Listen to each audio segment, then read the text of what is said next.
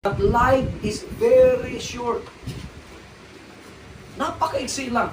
Ngayon, sasabihin ko sa inyo, ito yung pinakamagandang reminder. Alam niyo bakit? Kasi mayroon po tayong kapatid, nanay, kaibigan na namayapa. At ito yung pinakamaganda na tanongin natin ang ating sarili, what is my life? Ano ba itong buhay ko? Anong silbi? Anong halaga? What is the purpose of my life?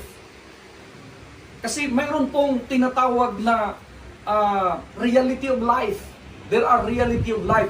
First, the reality of life is you have life.